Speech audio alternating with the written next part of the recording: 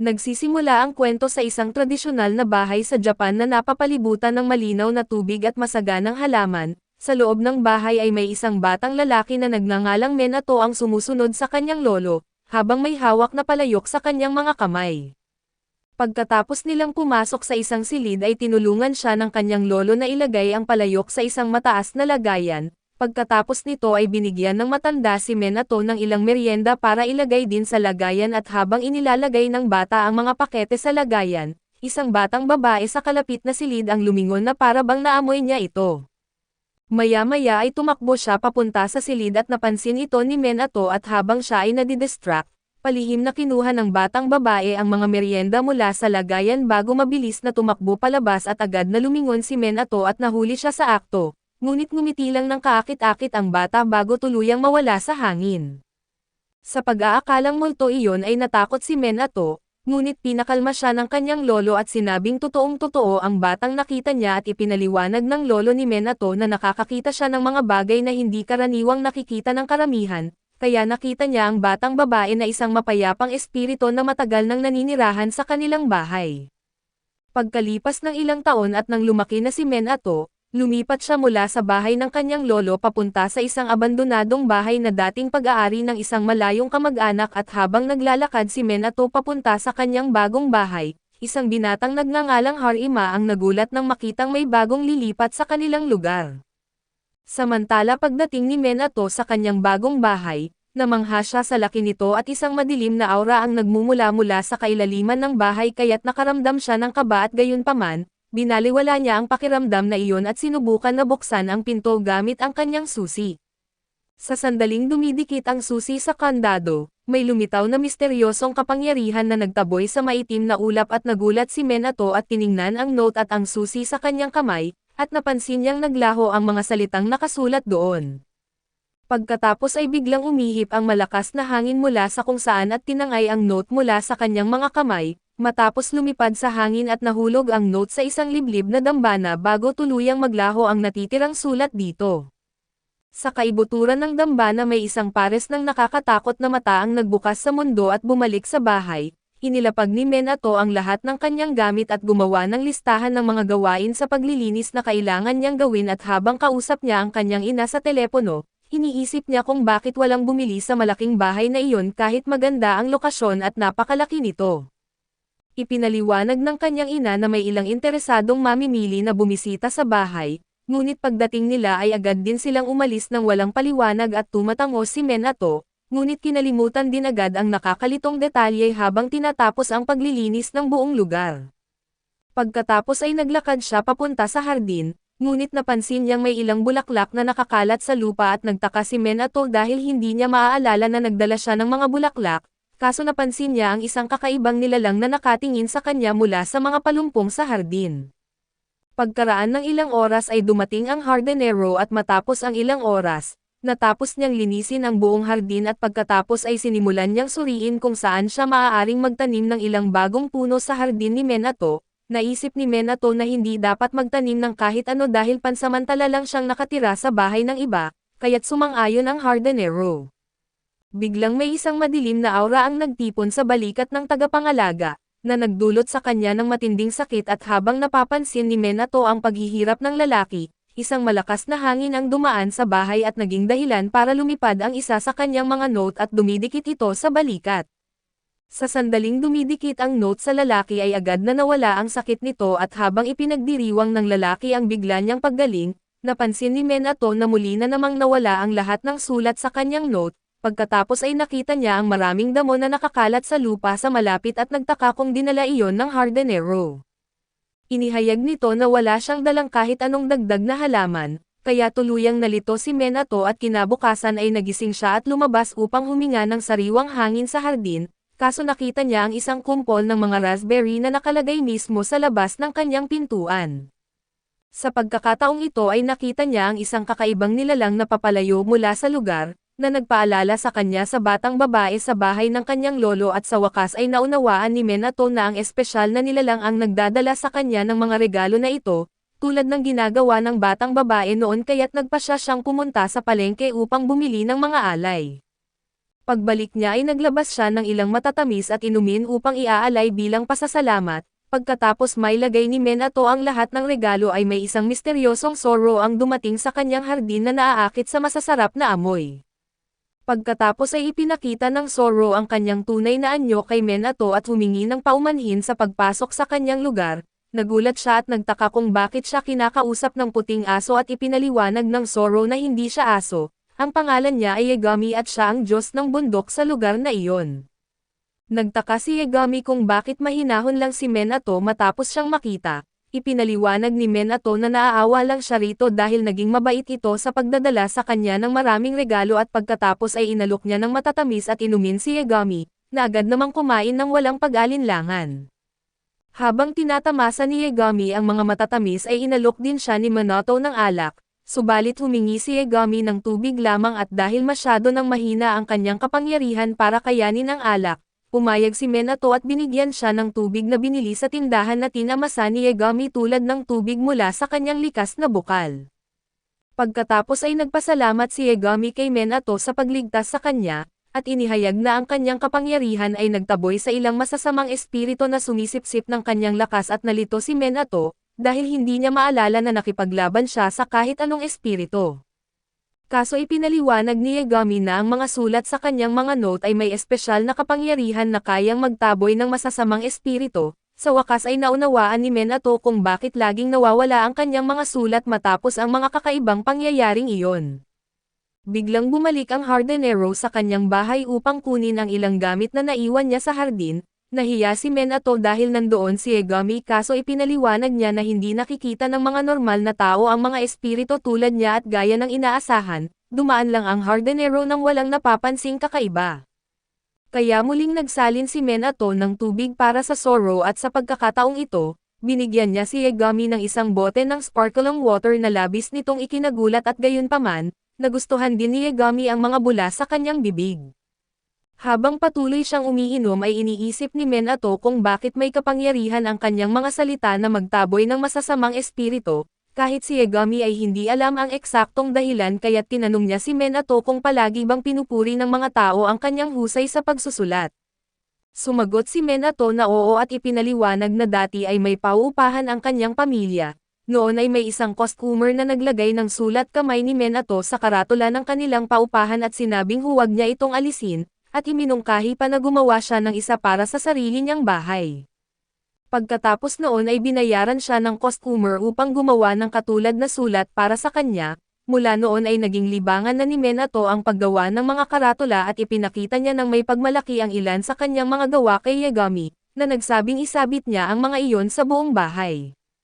Matapos may sabit ni Minato ang lahat ng karatula sa paligid ng mansyon, nagliwanag ang mga ito at bumuo ng isang parisukat na hadlang sa paligid ng lugar at namangha si Minato na ang kanyang sulat ay may ganitong kalakas na kapangyarihan, ngunit sinabi ni Yagami na maaari pa itong lumakas kung masanay niya ito.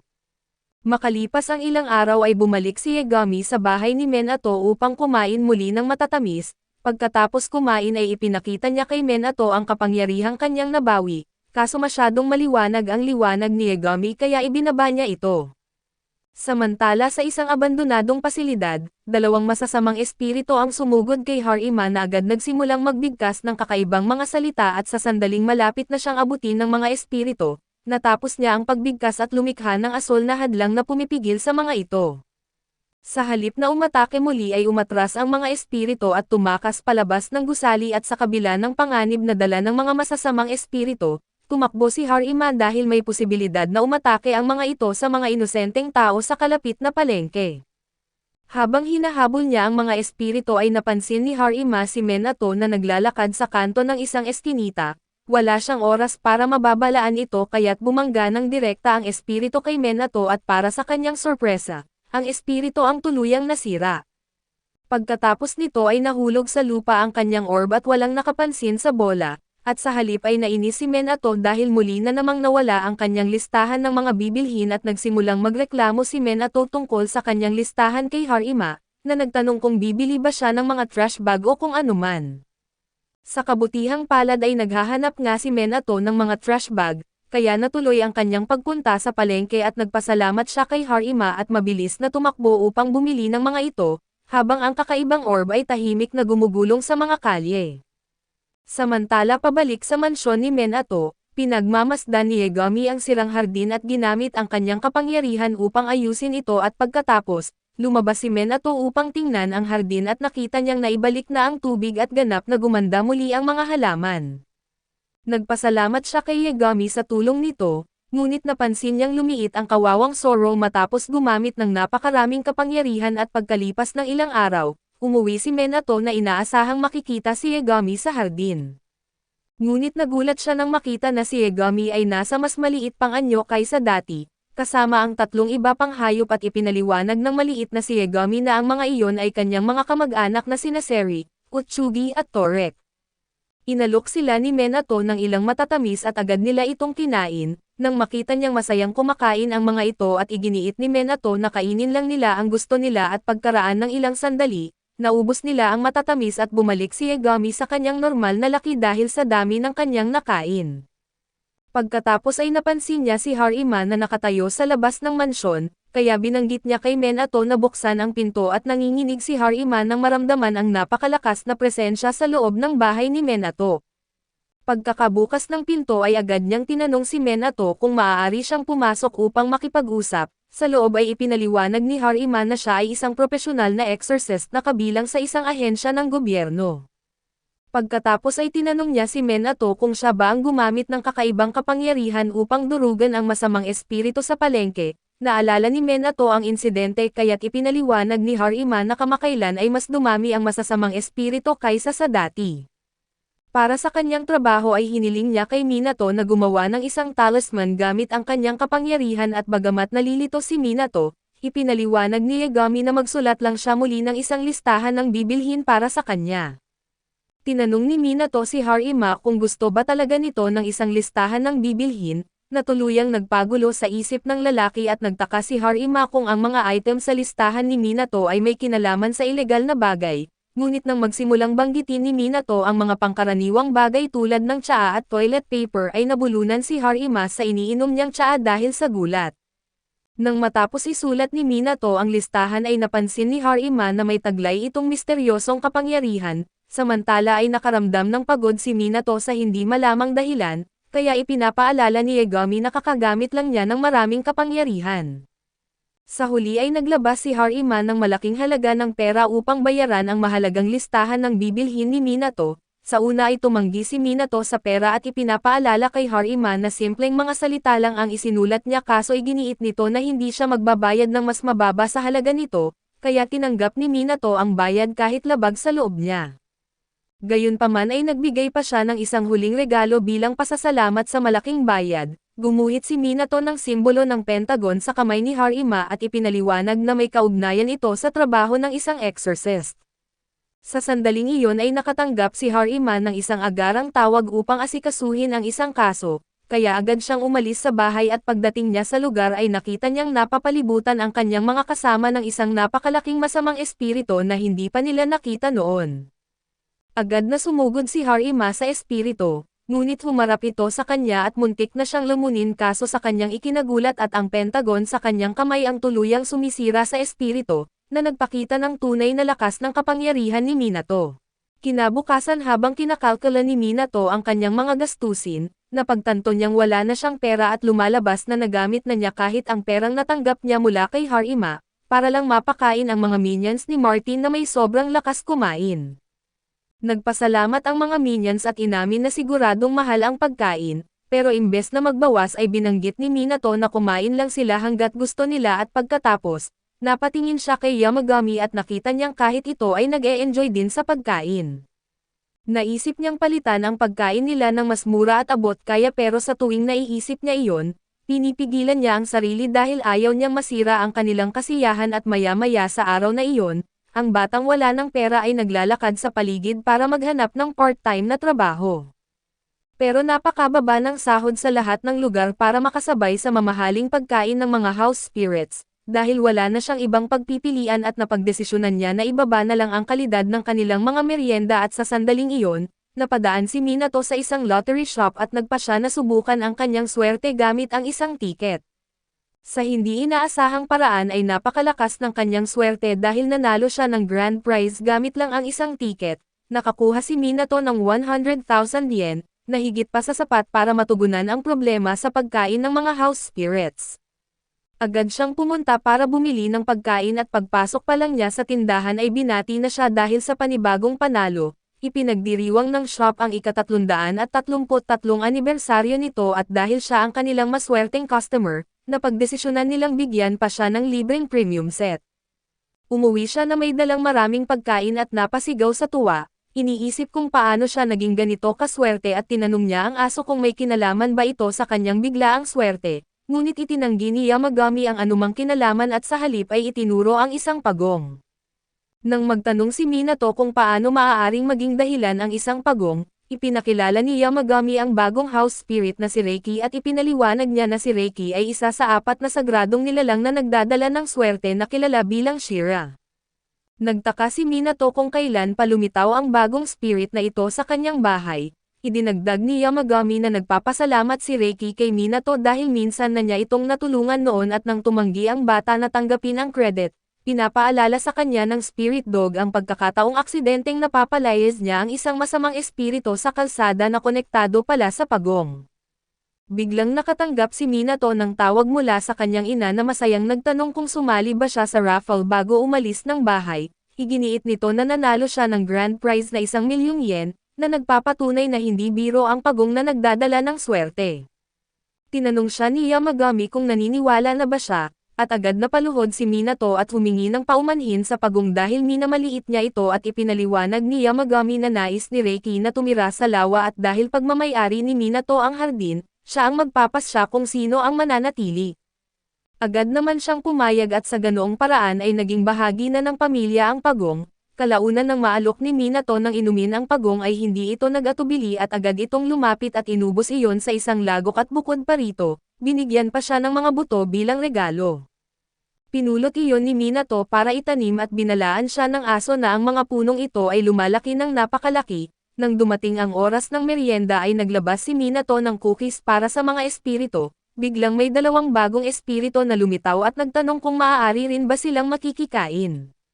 Mukhang agad silang nakilala ni Yamagami at tinawag silang Fujin at Ryan, na binanggit na matagal na simula nang huli niya silang makita at naalala ni Minato ang mga espiritong ito mula sa mga sinaunang kwento ng Japan at agad silang inalok ng cookies bago pa sila magalit. Pagkatapos ay tinukso ni Fujin ang aso tungkol sa kung paano ito buhay pa, at sinabi na akala nila ay matagal na itong namatay dahil sa paghina nito at samantala ay pinaalalahanan ni Utsugi ang mga bagong parating na sa kanila ang cookies at sila ang namimigay, bago itanong kung ano ang ginagawa nila roon.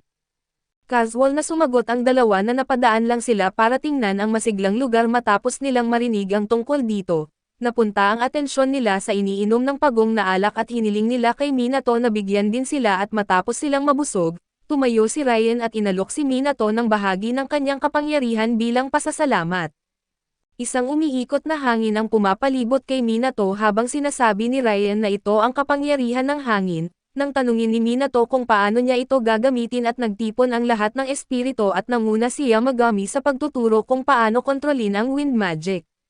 Sinunod ni Minato ang mga tagubilin ng aso, inisip ang daloy ng hangin at nagawa niyang lumikha ng banayad na simoy at iginiit ni Yamagami na sa pamamagitan ng pagsasanay, mapapalakas niya ito hanggang maging kapaki-pakinabang. Samantala ay patuloy pa ring ginagamit ni Harima ang guhit ni Minato sa kanyang kamay para labanan ang mga espiritu, ngunit sa pagkakataong ito ay mas lalo pang kumupas ang marka na nagpapaisip sa kanya na halos ubos na ang kapangyarihan nito. Bigla namang sumigaw ang kanyang kasamahan na si Ichigo nang ma-corner ito ng isang masamang espiritu, humingi siya ng tulong sa babaeng partner niya pero natakot si Horiawa at umatras at piniling hayaan na lang siyang kainin kaysa ilagay sa panganib ang sarili. Sa huling sandali ay dumating si Harima at ginamit ang papel na may sulat ni Minato upang sirain ang masamang espiritu, pagkatapos ay tinignan niya ang babae at tinanong kung ayos lang siya, at nagpasalamat ito sa pagligtas sa kanila. Kalaunan ng harapin ni Ichigo si Horiawa, humingi ito ng paumanhin dahil ginawa siyang bitag at iniwan siya subalit mas may ibang iniisip si Ichigo at tinanong kung alam na ba nito kung saan nakuha ni Harima ang mga maalamat na shopping list na ginamit niya laban sa mga espiritu. Nang sabihin niyang wala siyang alam ay hinawakan siya ni Ichigo sa kwelyo at tinawag na walang silbi. Tinanong ni Orakawa kung bakit galit na galit siya kay Harima at kung naiinggit ba siya rito, bago tumalikod at tumakbo palayo. Napakuyom si Ichigo ng kanyang mga ngipin at nangakong hindi siya magpapatalo kay Harima kahit ano pa ang mangyari at kinabukasan ng magising si Minato at banggitin na tumigil na ang ulan. Ipinaliwanag ni Yamagami na ang kanyang hardin ay isang banal na lugar kaya hindi ito naaapektuhan ng ulan. Namangha si Minato at agad niyang tiningnan ang halaman na napakalaki na ng itinutubo, lalo na't hindi pa ito umuusbong noong huli niyang makita at ipinaliwanag ng aso na isa itong sagradong puno, kaya agad itong dinidiligan ni Minato.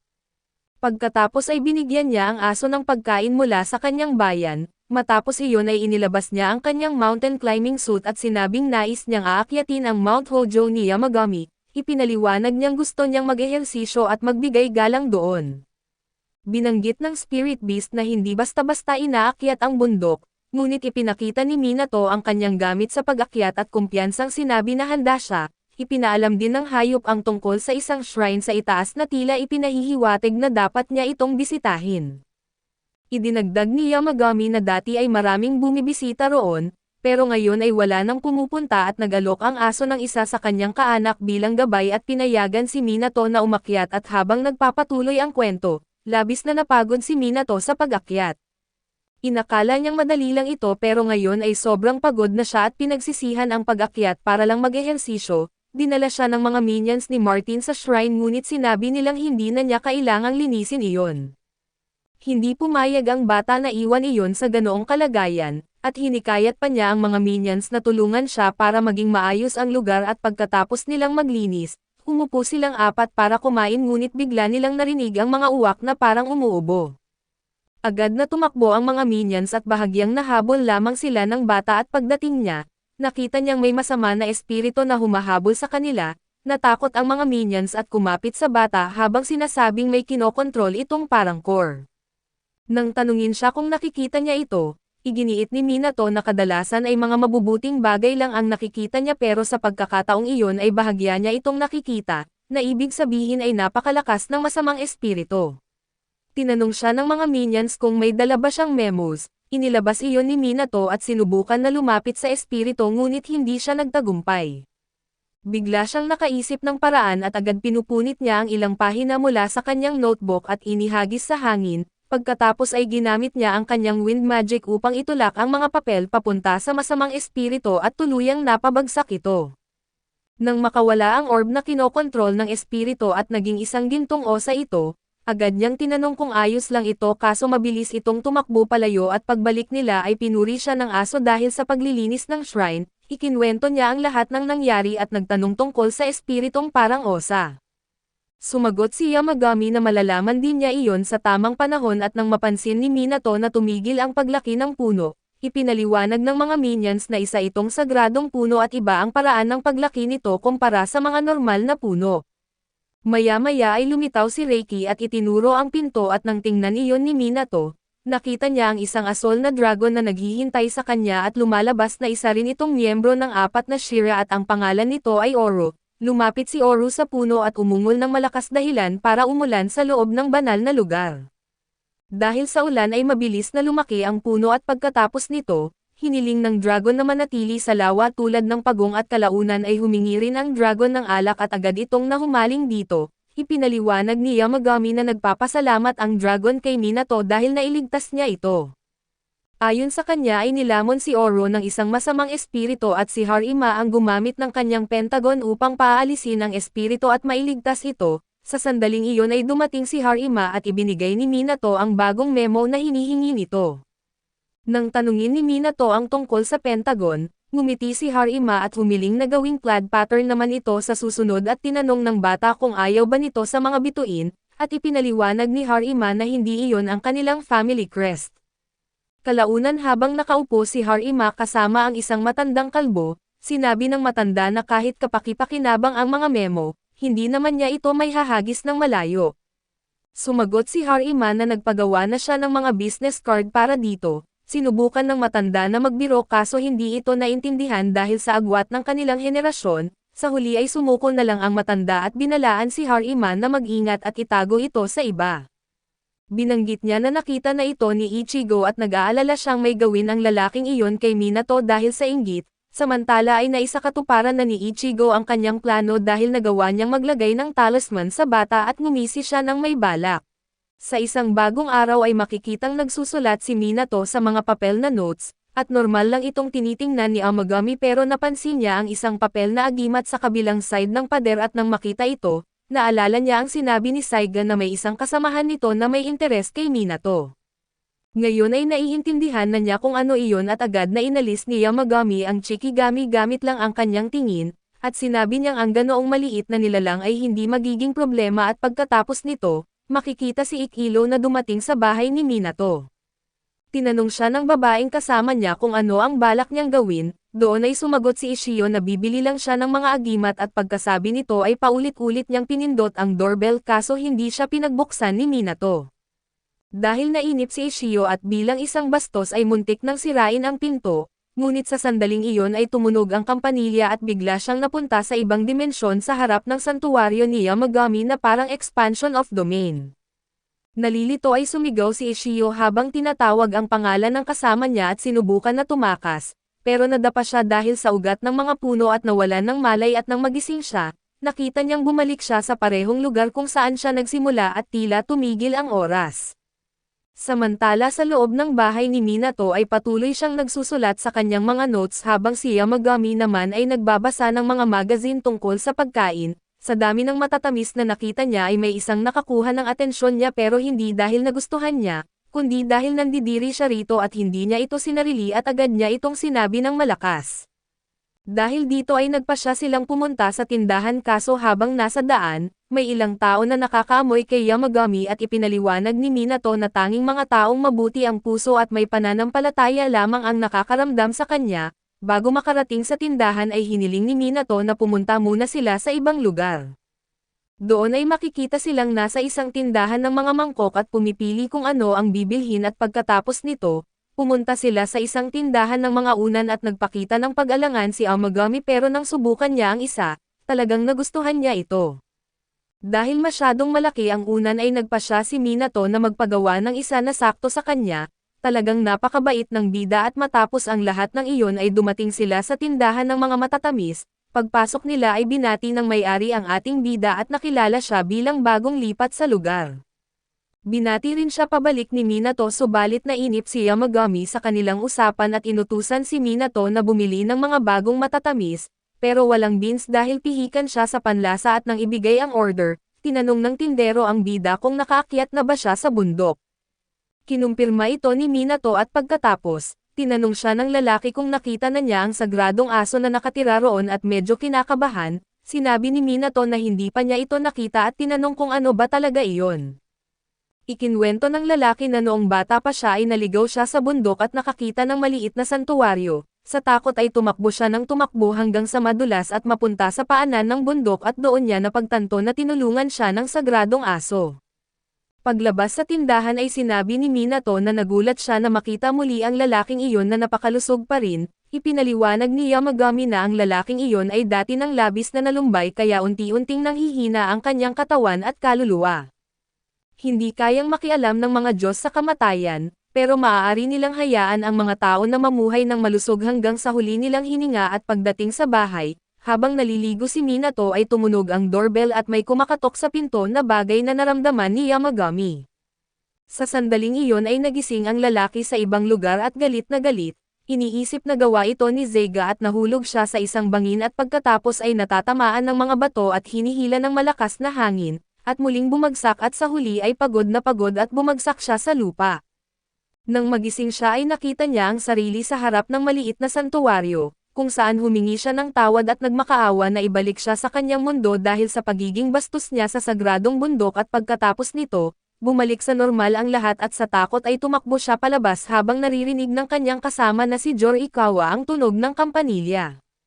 Lumabas si Minato mula sa banyo at tinanong si Yamagami kung may nag-doorbell at sumagot ito na wala naman, at pagkatapos ay tinanong siya tungkol sa mga manju at sagot ng lobo na ayos na ito pero medyo nagtataka kung bakit ang tagal ni Minato sa pagligo, giit ng ating bida na nami-miss niya ang mga hot spring sa bahay ng kanyang mga magulang. Kinabukasan paglabas ni Minato sa hardin, may naamoy siyang parang asupri at nang tingnan niya ang likod ng hardin, nakita niyang may maliliit na hot spring doon at si Yamagami ay masayang naliligo at sumama rin si Minato at ang tatlong maliliit habang nag-e-enjoy sila. Tinanong ng bida si Ginoong Pagong at Ginoong Dragon at sumagot si Yamagami na malamang natutulog pa ang mga ito sa ilalim ng lawa at total, gumawa sila ng hot spring at uminom hanggang madaling araw at oo parang isang malaking kasiyahan. Nangako si Minato na magpapasalamat siya sa kanila mamaya dahil sa ginawa nila at nagpatuloy na lang siya sa pag-enjoy ng paliligo. Pagkatapos ng nakaka-relax na pagligo ay nagpapahinga ang bida sa lupa nang biglang dumating si Ursugi at sinabi na may bisita sila. Nalito si Minato pero ipinaalam ni Ginoong Dragon na kaibigan niya iyon, kaya pumunta sila para tingnan kung sino iyon at pagdating sa labas ay napagtanto ni Minato na iyon ang parehong nilalang na minsan niyang tinulungan, at gusto niyang malaman kung ano ang kailangan nito. Iginiit ng nilalang na gusto nitong pumasok at pagdating sa hardin ay nagtipon silang lahat at ang nilalang ay isang kirin, nagsimula itong magsalita pero dahil hindi ito maintindihan ay isinalin ni Sir ang lahat, pero dahil napakahaba ng sinasabi nito ay kinailangan pa ang tulong ni Torika. Sa madaling salita ay gusto ng kirin na ipakita ang pasasalamat nito sa pamamagitan ng paggawa kay Minato bilang pinuno ng kalahati ng mundo at medyo sobra iyon, syempre ay tinanggihan ito ni Minato at nalungkot ang kirin dahil sigurado itong tatanggapin niya iyon. Pagkatapos ng lahat ay iniisip nito na ang mga tao ay mga sakim na nilalang na nang-aagaw ng lupa, ngunit bilang sagot sa paratang na iyon ay lumitaw ang kambal na elemental at nilinaw na hindi ganoon si Minato. Matapos ang maikling pag-uusap ay pumunta ang kambal upang mag-enjoy sa hot spring, nagpasalamat si Minato sa kanila sa ginawa nila pero napansin niyang mas lumaki na sila at ipinaliwanag ng pula na bumalik na sila sa kanilang orihinal na anyo. Paglabas nila sa pagligo ay sinabi ng asol na dahil sa patuloy na paggalang at pagsamba ni Minato, mas lalo pang lumakas ang kanilang pag-iral at bilang pasasalamat, binigyan nila siya ng isang hiwal na espada na isda. Nagulat dito ang tatlong maliliit at ang ating bida at doon ay tinanong ni Ursugi ang bida kung kaya rin ba niyang gawin iyon, sumagot si Minato na sa ngayon ay hindi pa at paglipat ng eksena ay makikita ang ating bida na nagsasanay sa pagkontrol ng hangin sa gabay ng asol. Napansin nito ang pagbuti niya kaso habang nakikita nila ang pagunlad dahil sa alikabok na lumilipad, biglang bumahing si Yamagami at matapos makita ang lahat ng progreso, binanggit ng asol kay Minato na masyado niyang pinigilan ang kanyang kapangyarihan. Tinanong siya kung natatakot ba siyang makasakit ng mga taong nasa paligid niya, ipinaliwanag nila na kung hindi niya malalaman ang kanyang limitasyon ay hinding-hindi niya ito magagamit ng may kumpiyansa. Napaisip si Minato pero bigla siyang nakatanggap ng mensahe mula sa kanyang ina na humihingi ng mas maraming plates. Hindi nagdalawang isip si Minato at agad na nagsimulang gumawa ng marami at habang pinapanood siya ay iginiit ni Yamagami na kakaiba na ang bilis masira ng mga iyon, at posibleng ang sobra-natural na nilalang na nakatira sa kanilang bahay ang may gawa nito. Naalala ni Minato ang nilalang, at ipinaliwanag ni Yamagami na ipinapalam lang nito na nawalan na ng bisa ang mga plates, ibig sabihin ay kailangan na itong palitan at nagpa siya ang ating bida na pagandahin pa ang mga ito at ipadala agad. Subalit iginiit ni Lova na kailangan muna niyang palakasin ang kanyang kapangyarihan sa purification, dahil kung magagawa niya iyon at mapuno niya ang mga plates ng mas malakas na enerhiya at nagtanong si Minato kung paano niya ito magagawa, at sumagot si Yamagami na kailangan niyang pagbutihin ang kanyang kapangyarihan sa hangin. Pumunta sila sa likuran na pinto at nang buksan ito ay may lumabas na maliwanag na liwanag. Iginiit ni Yamagami na pumasok siya at doon ipinakita na isa itong portal papunta sa isang sagradong lugar, kung saan maaari niyang sirain ang kahit ano nang walang takot na gamitin ang buong lakas niya. Samantala ay bumalik si Kirin sa bahay at nagtataka kung saan napunta ang lahat, dahil wala siyang nakita at nag-iwan siya ng durian sa bakuran bilang regalo at sa sandaling iyon, biglang lumitaw sina Reiki at Ori mula sa ilalim ng lawa at sinipa ang prutas. Tinanong sila ni Kirin kung ano ang ginagawa nila, at binanggit ni Reiki na huwag magdala ng mga walang kwentang bagay kapag wala ang amo sa bahay at dahil dito ay napilitan si Kirin na umalis at balik kay Minato, nagsimula siyang gamitin ang kanyang kapangyarihan ng buong lakas pero nauwi siya sa pagkahimatay. Nang magising siya ay ipinaliwanag ng ating lobo na nangyari iyon dahil ginamit niya agad ng sobra ang kanyang kapangyarihan at mula noon, patuloy siyang nagsanay at unti-unting gumaling, hanggang sa mas lumakas pa ang kapangyarihan ng mga plates kaysa dati at samantala, si Zeiga ay nagpakita sa isang lugar na hindi niya kilala at mukhang natatakot. Gayunpaman ay makikita si Minato na ginagamit ang kanyang kapangyarihan ng hangin upang linisin ang mga dahon. Pagpasok niya sa bahay ay iginiit ni Yamagami na malaki na ang kanyang ipinabuti sa pagkontrol ng kapangyarihan ng hangin. Sumagot ang bida na malayo pa siya sa antas ng Diyos na si Fujin, at sa sandaling iyon ay bigla silang nagpakita at ipinahayag kay Minato na halata ang resulta ng kanyang pagsasanay. Nagtanong si Minato kung nasaan ang pamilya ni Yamagami at sumagot ito na sila ay nagsasanay dahil nadismaya sila na wala silang nagawa laban sa karumihan noong huling pagkakataon sa bundok. Ipinakita na ang kanyang pamilya ay nagsasanay at nagme-meditate, ngunit sa sobrang pagme-meditate ay nakatulog sila at maya-maya ay nakita si Minato na nag-iiho ng kamote para ipamahagi sa lahat, na ikinatuwa ni Yamagami at ng dragon na si Ori. Ngunit mas gusto ni Ori ang alak na gawa sa kamote kaysa sa pagkain nito at isa talaga siyang lasenggo. Tinanong din ni Minato ang kambal ngunit binanggit ni rin na kaya niyang kumain ng inihaw na kamote kahit kailan at agad niya itong ginawa. Mula sa mga damuhan ay lumabas ang dragon na si Kirin at naghagis ng mga kakaibang prutas sa bida. Nagpasalamat si Minato at inanyayahan siyang kumain ng kamote pero naisip ni Kirin na baka gaya ng sinaunang panahon ay susunugan siya sa apoy, kaya natakot ito at hindi lumabas at kaawa-awa naman. Sa sandaling iyon ay may kumatok sa pinto at ito ay si Ginoong Harima, na pagpasok pa lamang ay bumagsak sa pagod sa mga bisig ni Minato at pagkapasok sa loob, naramdaman niya ang mas mabigat na presensya kaysa karaniwan dahil sa dami ng mga espiritong nakatira roon. Isinasantabi iyon at humingi siya ng isang espesyal na pabor sa bida. Ikinwento niya na may isang templo na pinaninirahan ng isang masamang espiritu kung saan kahit ang kanyang mga exorcist ay walang nagawa, at hiniling niyang pumunta si Minato upang linisin ang lugar. Mukhang magiging madalas itong mangyari at perpektong trabaho ito para kay Minato. Ipinaliwanag ni Harima na nagsimula ang lahat ng dalhin ang isang manika sa templong Budista upang paaalisin ang masamang espiritu nito. Ngunit ang tanging taong kayang gumawa nito ay namatay at bago pa nila napapansin, ang manika ay naging isang masamang espiritu at napakalakas ng presensya nito kaya kahit ang mga exorcist ay hindi makalapit at dahil ang templo ay wala sa totoong mundo, si Minato lamang ang nakikita ni Harima na may kakayahang tumulong at makapasok sa ibang mundong iyon. Sa matatag na boses ay binanggit ni Harima sa bida na kung kaya niyang makita ang mga nilalang at Diyos na naninirahan sa bahay na iyon, tiyak na may kakayahan siyang tumulong at sa sandaling iyon ay biglang nagpakita si Yamagami na nagagalit at sinigawan siya, na huwag umasa lamang sa kapangyarihan ng iba at huwag magpakampante. Sinamantala ni Minato ang pagkakataon upang tanungin si Harima kung ayos lang siya, at medyo nalilito itong sumagot na at pagkatapos nito, tinanong ni Minato si Yamagami kung kaya niyang pumasok sa mundong iyon gamit ang kanyang kapangyarihan.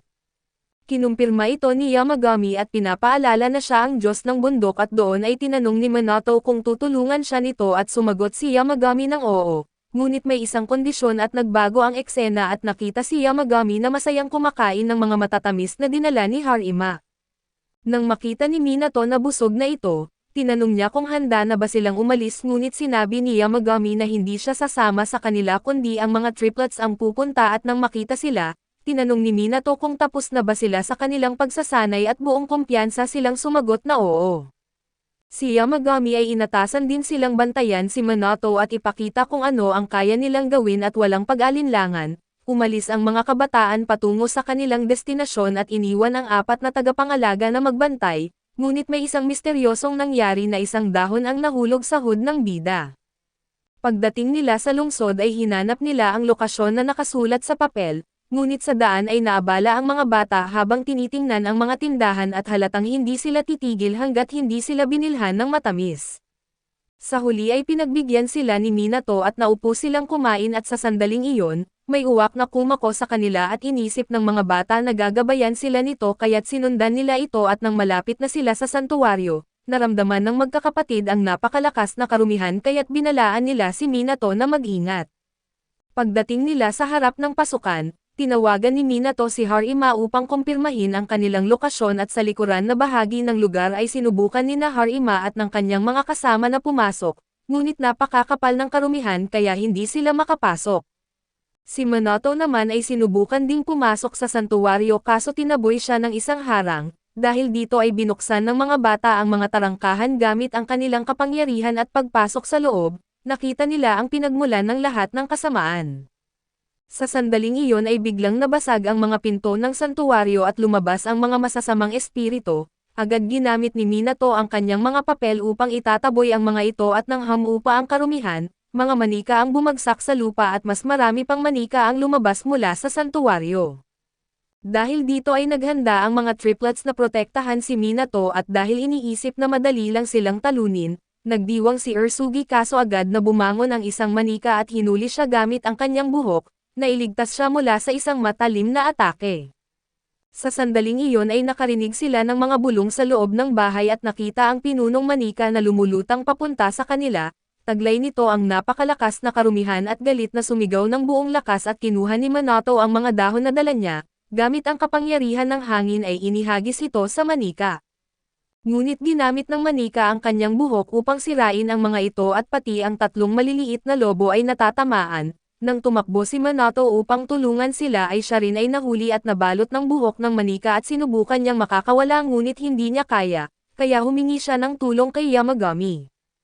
Narinig siya ni Yamagami at nagbitaw ng isang malakas na alulong na umabot sa kanyang mga kamag-anak at tumulong sa bida. Bumagsak ang manika at nang nasa lupa na ito ay lumapit si Minato at ginuhitin ang pisngi nito, na nagpalaya rito mula sa masamang karumihan at pagkatapos nito ay nakaramdam sila ng kakaibang presensya sa loob ng bahay.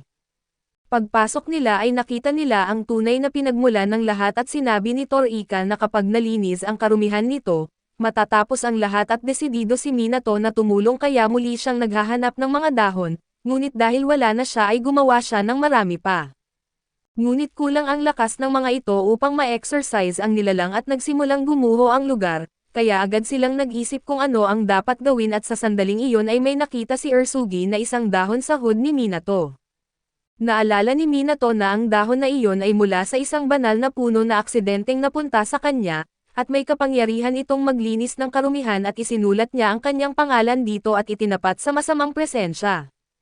Nalaya ang orb mula sa masamang espiritu at patuloy na gumuho ang lugar. Kinuha ito ni Minato at agad silang tumakas palabas at mula sa labas ay nakita nila ang tuluyang pagkasira ng santuwaryo at nais sanang pumasok ni Harima, ngunit pinigilan siya ng kanyang mga kasama dahil delikado. Si Minato at ang mga bata ay patuloy na tumatakbo at malapit na silang makarating sa labasan, biglang nabali ang isang puno at muntik na itong bumagsak sa bida kaso sa huling sandali ay dumating ang Elemental Twins at iniligtas siya. Gayunpaman sa proseso ay nabasag ang lupa at silang lahat ay nahulog sa kawalan. Pagkagising nila ay nakita nilang nasa totoong mundo na sila at walang kahit isang galos, nalilito silang nagtanong kung paano sila nakalabas at pagkatapos ay lumitaw ang elemental na magkapatid at pinagalitan ang bida dahil hindi niya ginamit ang kanyang kapangyarihan. Kinabukasan ay pumunta si Harima sa bahay ni Minato at nagpasalamat ng maayos, at nagbigay ng ilang matatamis para sa mga Diyos at tinanggap ito ni Minato ng walang problema at inanyayahan pa siyang kumain ng barbecue, ngunit tumanggi si Harima at sinabing abala siya. Pagkatapos nito ay nakita ang lahat na masayang nagsasalo sa isang napakasarap na handaan, nang dumating si Minato dala ang mga matatamis at agad na sumugod si Ursugi upang humingi ng kaunti na ikinainis ng dalawa pa. Samantala ang magkapatid na Diyos ay nag-e-enjoy sa isang mainit na paligan sa hot spring. Lumapit si Minato at nag-alok ng kaunting sake at natuwa ang magkapatid at agad itong tinanggap, sa sandaling iyon ay dumating si Kirin na siyang nag-aasikaso sa kanila. Inanyayahan din siya ni Minato at inalok ng kaunting beer, masayang tinanggap ito ng dragon at bilang pasasalamat ay binigyan niya si Minato ng isang prutas at kinuha ito ni Minato, kaso agad itong tinatabig ng pagong at sinigawan si Kirin na tigilan na ang pagdadala ng kung ano-anong bagay. Sumali rin ang dragon sa sagutan, kaya nauwi ito sa pagtatalo nilang tatlo at habang pinapanood ito ni Minato ay napansin niyang nagsimulang lumiwanag ang orb. Dahil sa kuryosidad, maingat niya itong pinagmasdan at ilang segundo lang ang lumipas ay nagbago ang orb at naging isang sisiw, lumalabas na ito ang huli sa apat na espiritu at nang makita kung gaano ito ka-cute ay tinanggap ito ni Minato at pinatuloy sa kanyang bahay. Iniunat naman ng munting sisiw ang kanyang mga pakpak na parang matagal na itong nakatira roon at ilang araw matapos iyon, nag-e-enjoy si Yamagami sa pagkain ng mga fruit bread habang nagpapahinga sa bahay ni Minato. Habang nagpapahinga silang dalawa, nakita nila si Bird Joe na nagtuturo sa ibang mga ibon kung paano kumanta at kahit mukha lamang silang mga cute na batang naglalaro, seryoso si Joe sa pagbibigay ng payo sa kanyang mga estudyante upang mapapaganda ang kanilang pagkanta.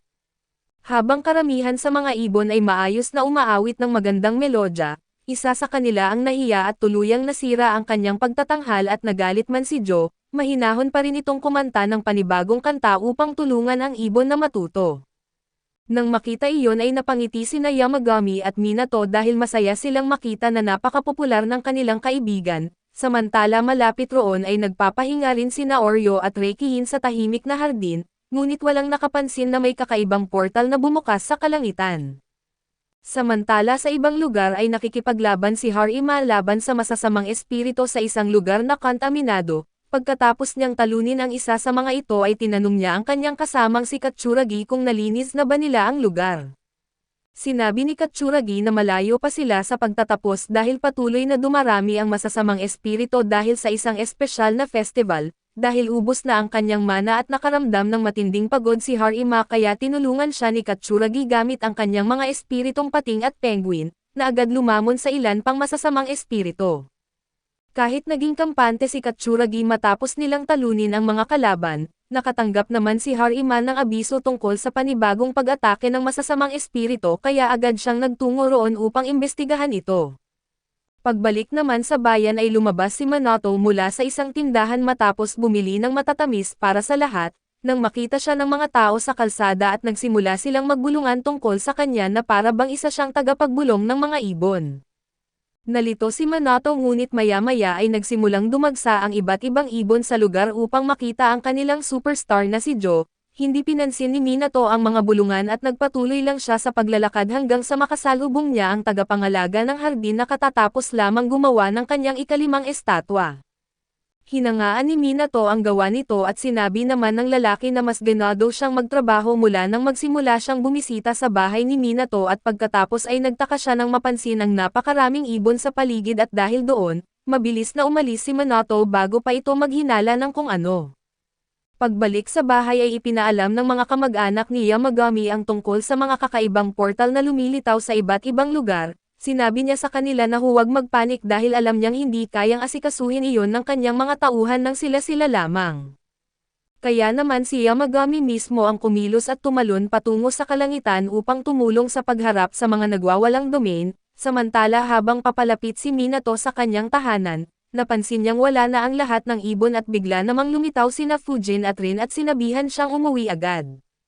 Nagtaka si Minato kung bakit. Kaya ipinaliwanag nila na kamakailan ay tuluyan nang nawawala sa kontrol ang masasamang espiritu, ibinunyag din nila na maraming inabandon ng banal na kaharian ang nagsisimulang lumitaw ng biglaan at nagdudulot ito ng malaking panganib sa mga tao. Habang nag-uusap sila ay may isang domain ang lumitaw sa kalangitan sa ibabaw nila, ngunit agad itong pinasabog ni Rin gamit ang kanyang kidlat at ipinaliwanag naman ni Fujin na maaaring lumitaw ang mga banal na kaharian saan man sa himpapawid, sa lupa o kahit sa tubig at binalaan din nila si Minato na maging lubhang maingat sa mga domain. Nagtaka si Minato kung bakit, kaya ipinaliwanag nila na dahil malapit na siya sa mga maalamat na nilalang tulad nila, mas naaakit sa kanya ang mga mapanganib na domain at dahil nakatira si Minato sa isang banal na domain at nakapagbabad na rin sa hot spring ni Yamagami, hindi na siya basta makakatakas kapag tuluyan siyang nahigop ng isang nagwawalang domain. Bago umalis si Minato, giit rin ng mga espiritu na si Yamagami mismo ang kumikilos upang sirain ang mga inabandonang banal na kaharian at samantala sa labas habang hinahanap ni Yamagami ang mga banal na domain, napagtanto niyang napakarami ng mga ito para kayanin niyang harapin ng mag-isa. Kaya upang mas mapabilis ang pag-asikaso sa lahat, humiwalay siya sa kanyang mga kamag-anak upang mas maraming lugar ang mabantayan at pagbalik naman sa bayan. Napadpad si Minato sa isang abandonadong shrine at may isang hindi kilalang boses na nagsabing tumigil siya, ngunit inakala ni Minato na si Joe iyon. Nang sabihin ni Joe na wala naman siyang sinabi ay hindi pinansin ni Minato ang babala at lumapit pa sa shrine, biglang bumukas ang isang portal sa harapan niya at nagsimulang higupin siya papasok at di makakalaban si Minato sa lakas ng paghigop, kaya tumalon si Joe upang protektahan siya.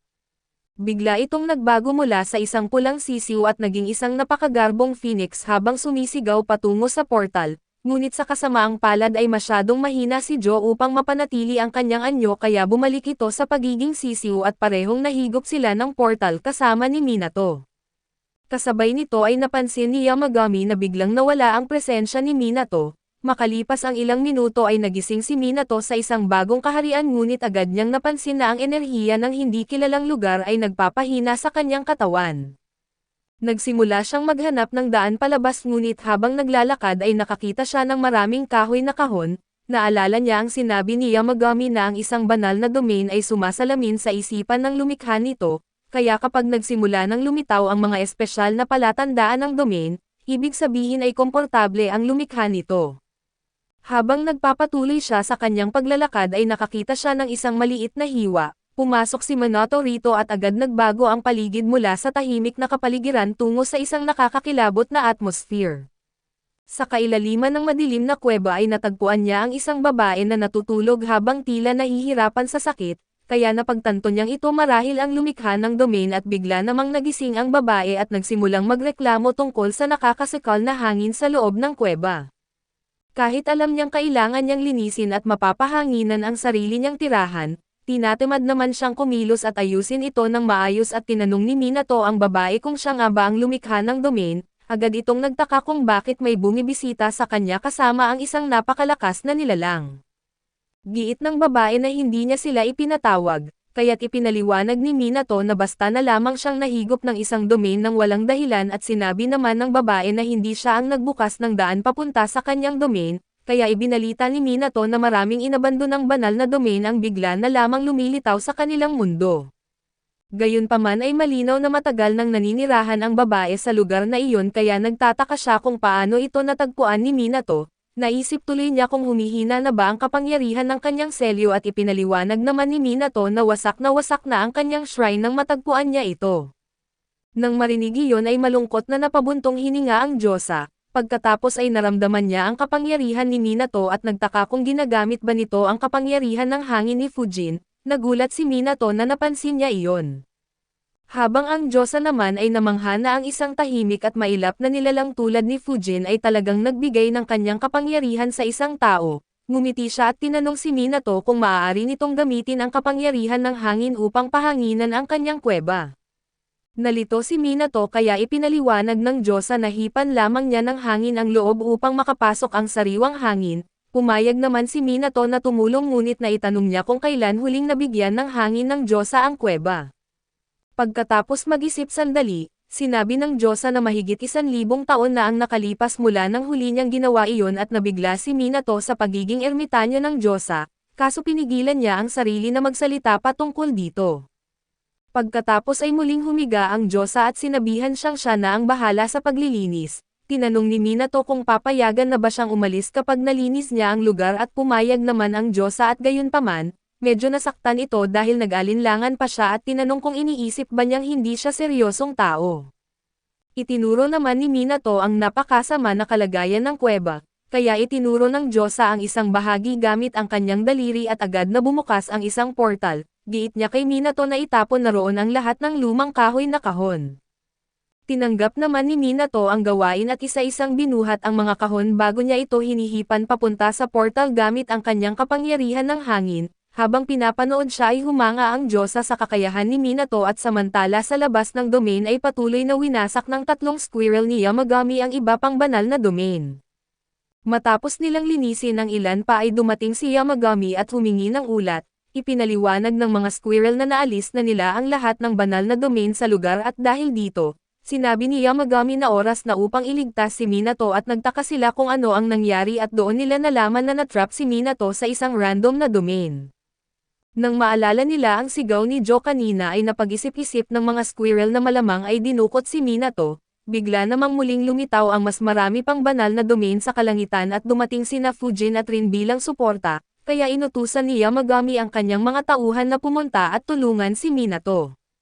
Pagkaalis ng mga ito ay nagbitaw si Yamagami ng napakalakas na ugong ng kapangyarihan na agad sumisira sa mga bagong domain, namangha sina Fujin at Rin sa kanyang lakas at pinuri siya at nagtaka pa sila kung kaya ba niyang pasabugan ang kanyang bundok sa sukdulan ng kanyang kapangyarihan, kaso pinapaalala ni Yamagami na mahigit 100 taon na mula nang huling sumabog ang bundok. Samantala sa loob ng banal na domain, natapos na ni Minato ang paglilinis sa kuweba ng tamad na Diyosa at pagkatapos niyang matapos, hiniling niyang tingnan nito kung maayos na ba ang lugar at nang buksan ng Diyosa ang kanyang mga mata, nagulat siya nang makitang napakalinis na ng buong kuweba. Gayunpaman ay pakiramdam pa rin ng Diyosa na medyo mabigat pa rin ang hangin sa loob at upang ayusin iyon, kumuha si Minato ng ilang dahon mula sa kanyang bulsa at nagtaka ang Diyosa kung ano ang mga iyon, kaya ipinaliwanag ni Minato na galing ang mga iyon sa banal na puno sa kanyang hardin. Pagkatapos ay pinapalipad ni Minato ang mga dahon sa paligid at agad nitong nilinis ang lahat ng maitim na miasma sa kuweba. Nang makita iyon ay muling humanga ang Diyosa sa kakayahan ni Minato at ipinaliwanag niya na ang mga dahon ng Kusunoki ay naglalaman ng napakalakas na kapangyarihan kaya palagi niya itong dala saan man siya magpunta. Sa huli ay tumayo ang Diyosa at muling nagpasalamat kay Minato dahil sa maayos nitong trabaho. Tinanong niya kung maaari ba siyang makahingi pa ng ilang dahon ng Kusunoki kaya't binigyan siya ni Minato ng isa at tinanggap ng Diyosa ang dahon at inaamoy ang bango nito. At bilang pasasalamat ay inalok niyang ibigay kay Minato ang sarili niyang kapangyarihan. Itinuro niya ang daliri sa ulo ni Minato at agad na may kakaibang kapangyarihang pumasok sa kanyang katawan, nagtaka si Minato kung ano ang ginawa niya kaya't ipinaliwanag ng Diyosa na binigyan niya siya ng kapangyarihan ng pagsisil. Tinanong ni Minato kung ano na ngayon ang kaya niyang isil, at sinabi ng Diyosa na kaya niyang isil ang iba't ibang uri ng mga bagay na hindi nakikita at ibinunyag pa niya na kaya nitong isil kahit ang emosyon, pagsisisi at iba pang supernatural na kapangyarihan sa loob ng kahit anong bagay na nais niya.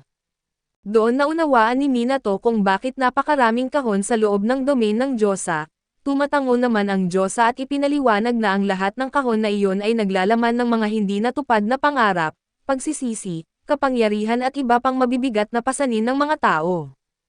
Pagkatapos ay sinabi niya na hindi naman kinakailangang gumamit ng kahon sa pagsesil ng mga bagay, ipinaliwanag niya kay Minato na maaari niyang gamitin ang kahit anong bagay na gusto niya para rito at giit rin ng Diyosa na nasa kanya na kung gagamitin niya o hindi ang kapangyarihang iyon. Ngunit binalaan niya si Minato na hanggat hindi niya natutunang kontrolin ng kusa ang kapangyarihan, kusa lamang itong gagana kapag tama ang kondisyon at pagkatapos ipaliwanag ang lahat ng iyon, muli siyang humiga upang matulog. Natatarante si Minato at pinapaalala sa Diyosa na hindi pa nito ipinapakita ang daan palabas ng domain, ngunit sa pagkakataong iyon ay mahimbing nang natutulog ang Diyosa at nais sana siyang gisingin ni Minato, kaso mas pinili niyang huwag istorbohin ang kanyang tulog dahil sa sobrang paggalang. Sa kabutihang palad ay nagbukas ang mga squirrel ng portal sa loob ng domain, agad namang sumama si Minato sa kanila palabas at pagdating nila sa labas ay nagpasalamat si Minato sa pagligtas nila sa kanyang buhay, humingi naman ng paumanhin ang mga squirrel dahil nahuli sila ng pagdating at ipinaliwanag na abala sila sa pagharap sa iba pang banal na domain na lumilitaw sa lungsod. Giit ni Minato na nakatanggap siya ng kapangyarihan ng pagsesil mula sa may-ari ng domain. Nang marinig ng mga squirrel ang salitang seal ay agad nilang napagtanto na si Amaterasu pala ang may-ari ng domain na iyon, nabigla si Minato dahil isa si Amaterasu sa pinakasikat na Diyos subalit kabaligtaran ito ng kanyang inaasahan sa totoong anyo nito. Pagkatapos ay nagtaka si Minato kung paano nila natunton ang kanyang lokasyon, ipinaliwanag ng mga squirrel na sinundan nila ang sigaw ni Joe kaya't gumawa si Minato ng mental note na pasalamatan ang kanyang kaibigang ibon. Ngunit sinabi ng mga squirrel na dapat din niyang pasalamatan ang mga espiritu ng hangin. Nagtaka si Minato kung bakit kaya ipinaliwanag nila na ang mga espiritu ng hangin ang tumulong sa kanila upang mahanap ang domain ni Amaterasu. Tinanong din nila si Minato kung may narinig ba siyang boses bago siya nahigop ng domain, at doon niya napagtanto na ang mga espiritu pala ng hangin ang nagbabala sa kanya tungkol sa panganib. Pagkatapos ay ipinahayag pa ng mga squirrel kay Minato na mag-concentrate upang subukang marinig ang mga espiritu ng hangin sa paligid niya. Ipininid ni Minato ang kanyang mga mata at buong lakas na nag-focus, maya-maya ay narinig niya ang maliliit at masasayang boses na nakikipag-usap sa kanya. Ngayong naririnig na niya ang mga espiritu ng hangin at agad niya silang pinasalamatan sa pagligtas sa kanyang buhay. Samantala sa ibang lugar ay naghihintay si Harima sa labas ng isang abandonadong gusali at naabutan naman siya ni Katsuragi habang may ilang exorcist na dumaraan sa lugar. Ipinaliwanag ng mga exorcist na nalinis na nila ang lahat ng masasamang espiritu sa lugar na iyon, Gayunpaman ay tinanong nila kung bakit naroon si Harima dahil may hindi nakasulat na patakaran ang mga opisyal na exorcist na manatili lamang sa sarili nilang nasasakupan. Pagkatapos nilang magbitiw ng tila pagbanta at umalis na ang ibang exorcist, kaya sinabi ni Katsuragi kay Harima na ang mga iyon ay grupo lamang ng mga tamad na exorcist na naniningil ng napakataas na bayad para lang humawak ng mga kakaibang kaso, umaasa siyang hindi sila magkakaproblema habang nananatiling tahimik si Harima. Samantala sa bahay ni Minato ay nagdala siya ng ilang matatamis para sa lahat ng kanyang kasama, ngunit napansin niyang wala si Yamagami at pagkatapos tumingin sa paligid, napagtanto ni Minato na lumiit muli si Yamagami sa kanyang maliit na anyo. Ipinaliwanag ni Yamagami na masyado siyang gumamit ng kapangyarihan habang sinisira ang mga domain, kaya sinabi ni Minato na kumain ito ng marami upang agad mabawi ang lakas nito at habang pinapanood niya ang maliit na lobo na kumakain, naisip ni Minato na napaka-cute nito kaso agad siyang binalaan ni Yamagami na huwag itong paglaruan. Makalipas ang ilang araw ay nagpapahinga si Minato sa bahay habang iniisip kung kailan magising si Joe, matapos gamitin ng maliit na ibon ang lahat ng kanyang kapangyarihan upang labanan ang paghigop ng abandonadong domain, nahulog ito sa mahimbing na tulog dahil naubos ang lahat ng kanyang lakas. Pinapakalma naman ni Yamagami si Minato at binanggit na malapit nang magising si Joe dahil ang isang phoenix tulad nito ay mas matibay kaysa sa inaakala niya. Gumagaan ang loob ni Minato at pagkatapos ay kumuha siya ng isang kahon upang magsanay gamit ang kanyang silang magic. Nagtaka si Yamagami kung ano ang kanyang ginagawa, kaya ipinaliwanag ni Minato na sinusubukan niyang pag-aralan kung paano gamitin ang kapangyarihan ni Amaterasu. Ibinunyag niya na nais niyang isil ang kanyang kapangyarihan bilang exorcist sa iba't ibang bagay upang matulungan si Harima sa pakikipaglaban-laban sa mas malalakas na espiritu. Naging interesado si Yamagami sa eksperimento ni Minato kaso napansin niyang tumatagas palabas ng kahon ang lahat ng kapangyarihan nito, dahil dito ay binanggit niya kay Minato na kailangan nitong magkaroon ng malinaw na imahe sa isip tungkol sa bagay na gusto niyang isil, kaso sa halip na seryosohin iyon ay napapatawa lamang si Minato. Lumipas pa ang ilang araw at nagreklamo si Minato kay Yamagami dahil muli na namang umatras ang isa pang kliyente na interesado sanang bumili ng kanyang bahay. Isa-isa niyang binanggit ang lahat ng magagandang katangian ng bahay at nagtaka kung bakit laging umaatras ang mga tao kahit napakaganda ng bahay na nasa tahimik na probinsya at may malaking hardin pa. Kahit alam ni Yamagami ang totoong dahilan at nanatili siyang tahimik sa harap ni Minato, pagkatapos ay napansin ni Yamagami na panahon na ng tagsibol, kaya ginamit niya ang kanyang mahika upang agad na magpapatubo ng magagandang puno ng sukore sa buong hardin ni Minato. Nang makita ang magagandang kulay rosas na puno ay nagtaka si Minato kung paano ito naitanim agad ni Yamagami. Ipinaliwanag naman nito na ginagamit niya ang kanyang mga mata upang maglabas ng transformation magic, kaso nawala ang atensyon ni Minato nang mapansin niyang dahil sa paggamit ng kapangyarihan ay muli na namang lumiit si Yamagami. Pagkatapos ay naalala ni Minato ang sinabi ni Yamagami at napagtanto niyang mas madaling magamit ng isang tao ang mahika kung gagamitin niya ito sa paraang pinakakomportable siya, tulad ng paggamit ni Yamagami ng kanyang mga mata at dahil dito ay nakaisip si Minato ng ideya na isil ang kanyang exorcist power sa kanyang mga notes, katulad ng matagal na niyang ginagawa noon. Habang ginagawa ni Minato ang kanyang notebook ay umaawit naman ng magandang melodya ang mga ibon sa labas. Nang marinig iyon ay tinawag ni Yamagami si Joe na agad nagising mula sa kanyang mahimbing na tulog at mabilis na lumipad palabas upang turuan muli ang kanyang pasaway na estudyante. Pagkatapos nito, sumama si Minato sa tatlong squirrel ni Yamagami upang maghanap ng mga usbong ng kawayan at nagtaka siya kung bakit nila kailangan ang mga kakaibang halamang iyon, kaya ipinaliwanag ng mga squirrel na ang preskong tubig mula sa kawayan ay maaaring makatulong upang maging malinaw ang isip niya habang nagsasanay ng mahika. Kahit kinakabahan si Minato dahil sa madilim na kagubatan, nagpasya siyang magtiwala sa mga squirrel at nagpatuloy sa paglalakad kasama nila at habang palayo sila ng palayo, wala silang malay na may isang nilalang na palihim na sumusunod sa kanila mula sa likuran. Samantala sa bahay ni Minato ay nagkakasiyahan naman sina Fujin, Rin at Yamagami at ipinaliwanag ni Fujin na sila pala ang dahilan kung bakit umaalis ang lahat ng interesadong mamimili ng bahay ni Minato, tuwing may nagpapakita ng interes sa bahay at tinatakot niya ang mga ito sa pamamagitan ng paghila sa kanila papasok sa kanyang domain. Naisip ni Yamagami na masyadong malupit iyon para sa mga inosenteng kliyente, Subalit pinapaalala naman ni Rin na ilang araw pa lamang ang nakalipas mula nang gamitin niya ang kanyang malevolent shrine domain laban kay Ikilo. Sa kabila nito ay naniniwala si Fujin na karapat-dapat lamang kay Ikilo ang ganoong trato dahil naging bastos ito kay Minato at sa kanyang mga kaibigan. Maya-maya ay napansin nila ang isa pang abandonadong domain sa kalangitan na papunta sa lokasyon ni Minato. Nagtaka ang dalawang espiritu kung bakit tila naaakit kay Minato ang lahat ng domain na iyon, dahil hindi normal para sa isang tao na makahikayat ng ganoong atensyon mula sa mga domain at nais ni Fujin na bigyan pa si Minato ng dagdag na kapangyarihan upang makayanan nito ang mga nakakainis na domain, ngunit agad siyang pinigilan ni Yamagami. Ipinapaalala niya sa espiritu ng kidlat na kapag sobra-sobra na ang mahika na kapangyarihang ibinigay nila kay Minato, mawawala na ang kanyang pagiging tao at samantala sa kagubatan, hingal na hingal si Minato habang sa wakas ay nakarating sila sa lugar na puno ng kawayan. Itinuro ng mga squirrel ang mga usbong upang simulan na niya ang paghuhukay, ngunit saka lamang napagtanto ni Minato na nakalimutan niyang dalhin ang kanyang asarol at dahil dito, napilitan ang kawawang lalaki na hukayin ng mano-mano ang matitigas na usbong gamit lamang ang maliit na pala sa hardin. Biglang may isang napakalaking oso na palihim na lumapit kay Minato at nagbitaw ng nakakatakot na ungol. Napaatras si Minato sa takot kaso patuloy pa ring lumalapit ang oso sa kanya at sa sandaling iyon, napaisip siya kung gagana ba ang pagpapanggap na patay. Sa kabutihang palad ay kinontrol ni Yamagami ang katawan ni Utsugi gamit ang kanyang mahika at pinapakalma si Minato sa pagsasabing mabait ang oso. Nang muling umungol ang oso at ipinaliwanag ng dalawang squirrel na nagpapasalamat lamang ito kay Minato dahil inaalagaan niya ang kanilang pinuno.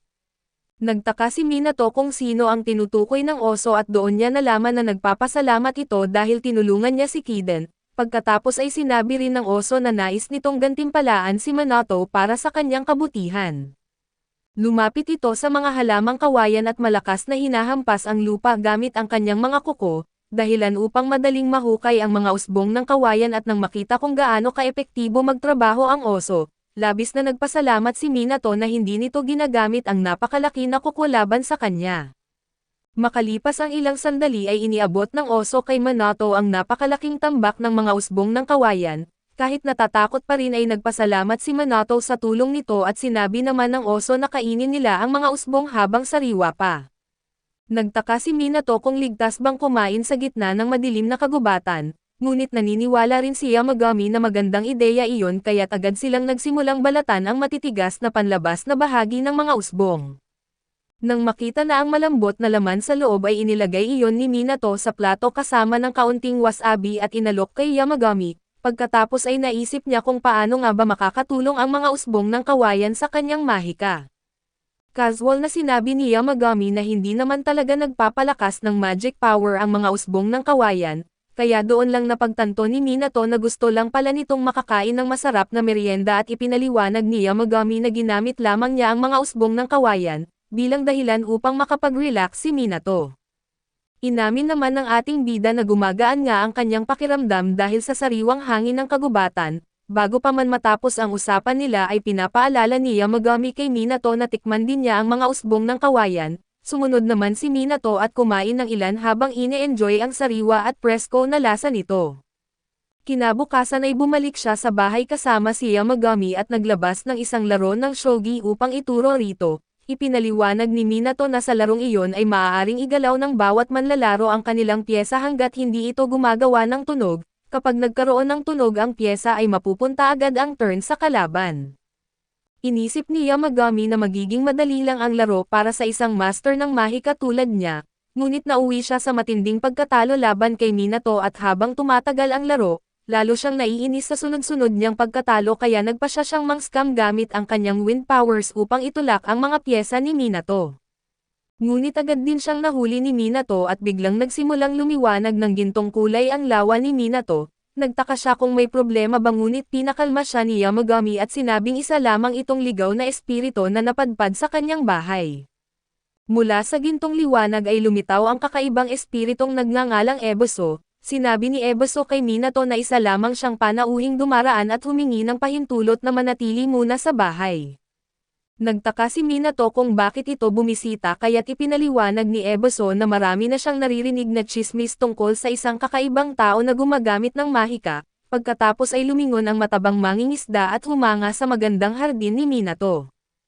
Habang tumitingin sa paligid ay nakita niya si Kirin na agad na inis sa kanya, may kakaibang naramdaman si Ebiso sa kanyang puso at napaisip kung nahulog na ba siya sa kagandahan ng mahiwagang hayop at sa kabutihang palad, agad siyang pinigilan ni Minato bago pa siya makagawa ng kung anong kakaiba.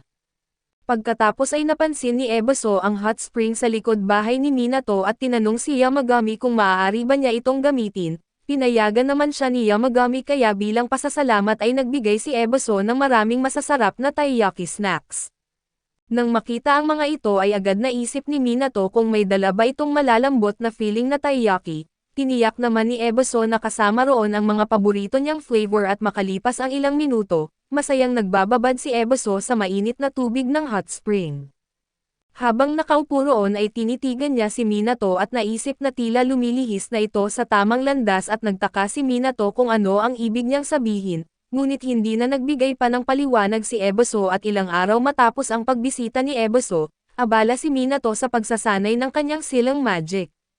Tumayo siya upang magpahinga sandali ngunit may nakita siyang kakaibang itim na fox sa hardin. Naisip ni Minato na isa na naman itong bisita kaso ang fox ay paikot-ikot lamang ang tingin habang agad na nahulog ang loob sa napakagandang hot spring. Lumapit ito kay Minato at tinanong kung siya ba ang may-ari ng bahay, ngunit ipinaliwanag ni Minato na tagapag-alaga lamang siya nito bilang caretaker at tumatango ang fox, ngunit paulit-ulit pa rin itong napapatingin sa hot spring. Napansin ni Minato na gusto nitong gamitin ang bathroom kaso nahihiya lamang itong magtanong bilang isang bisita, kaya inalok niya itong maligo sa hot spring ngunit sinabi ng fox na abala pa siya sa isang utos na kailangan niyang tapusin. Sa kabila ng mga pagtanggi nito ay napansin ni Minato na gustong-gusto talaga ng kawawang fox na maligo, kaya lalo pa niya itong tinukso sa pamamagitan ng pag-aalok ng masarap na tanghalian at nang marinig ang salitang tanghalian, agad bumigay ang fox at tinanong kung maaari ba siyang sumama. Tumatango si Minato kaya nagpasalamat ang fox at ipinakilala ang sarili bilang si Sougi, ang pamilyar ng Diyos ng kalapit na bundok at pagkatapos ay tinanong ni Sougi si Minato kung lutong bahay ba ang ihahain niyang pagkain. Ipinaliwanag naman ni Minato na lutong bahay ang kanyang pagkain kaso hindi siya sigurado kung magugustuhan iyon ng fox. Gayunpaman ay sobrang excited ang maliit na itim na fox na matikman ang sariwa at lutong bahay na tanghalian. Habang gumagawa ng maliliit na tunog si Sougi dahil sa sobrang excitement, nagising naman si Yamagami na natutulog malapit sa kanila at nang makita siya ni Sougi ay agad itong lumapit upang magbigay galang, dahilan upang mabigla si Minato sa sobrang respeto nito kay Yamagami. Ipinapaalala ni Yamagami na napakataas ng kanyang katayuan, at maging si Sougi ay umamin na isa itong mataas na ranggong Diyos at pagkatapos nito, nagsimula ng tikman ni Sougi ang masarap na tanghalian ni Minato. Pagkagat pa lamang niya sa unang pagkain, agad na nahulog ang loob niya sa lasa nito at nagsimulang umawit sa sobrang saya, mabilis niyang nilamon ang lahat ng pagkain bago nagpasalamat kay Minato para sa masarap na handa. Pagkatapos ay hinuhubad ni Sougi ang kanyang scarf at sinabi na nais niyang gantimpalaan si Minato dahil sa mabait nitong pagtrato, inabot niya ang isang gintong peach at ipinaliwanag na isa itong espesyal na prutas mula sa banal na hardin ng kanyang amo. Gayunpaman ay binalaan niya si Minato na hindi niya maaaring kainin ang peach dahil hindi kakayanin ng kanyang katawan ang enerhiya nito, sa kabila nito ay sinabi niyang maaari naman itong gawing decoration dahil hindi nabubulok ang prutas na iyon. Habang tinatanggap ni Minato ang gintong peach, sinabi ni Sougi na gusto lamang ng kanyang amo na ipakita ang kagandahan at kahusayan ng kanilang hardin sa pamamagitan ng regalo na iyon, nag-alok naman si Yamagami na siya na lamang ang kakain ng peach kapalit ni Minato. Habang iniisip ni Minato kung kilala ba ni Yamagami ang amo ni Sougi, tumanggi naman si Yamagami na sabihin ang sagot sa harap nito kahit alam niya kung sino iyon at pagkatapos ay tinanong ni Minato si Sougi kung gusto nitong magbabad sa hot spring. Tumatango naman si Sougi ngunit tinanong kung gumagamit din ba si Minato ng paligan at inamin niya na naliligo rin siya roon, kaya doon tuluyang naunawaan ni Sougi kung bakit pakiramdam niya ay parang tao si Minato at labis itong ikinagulat niya. Pagkaalis ni Sougi ay iginiit ni Minato kay Yamagami na pakiramdam niya ay hindi na siya ganap na tao, kahit noon pa man ay alam niyang espesyal siya at mas lalo niyang naunawaan ngayon na tuluyan na siyang napasok sa mahiwagang mundo ni na Yamagami matapos siyang mamuhay kasama ng mga ito. Bagamat nais niyang gamitin ang kanyang mga kapangyarihan upang tulungan ang mga taong mahalaga sa kanya, natatakot siya na baka balang araw ay tuluyan na siyang mawala bilang tao at sa kabutihang palad. Pinakalma siya ni Yamagami at sinabing mananatili pa rin siyang tao at mamamatay bilang parehong tao na dati niyang pagkatao. Dahil dito ay gumagaan ang loob ni Minato at naging handa siyang muling magsanay gamit ang kanyang mga kapangyarihan. Pagkatapos ay iminungkahi ni Yamagami na isipin niya ang kanyang nakaraan, naniniwala siyang maaaring makita ni Minato ang sikreto sa paggamit ng kanyang silang powers sa pamamagitan ng kanyang mga alaala. Habang nagbabalik tanaw si Minato at naalala niya ang unang pagkakataon na nakakita siya ng supernatural na nilalang, noong 5 taong gulang pa lamang siya at unang beses niyang nakita ang cute na espiritu ng isang batang babae na nakatira sa bahay ng kanyang lolo.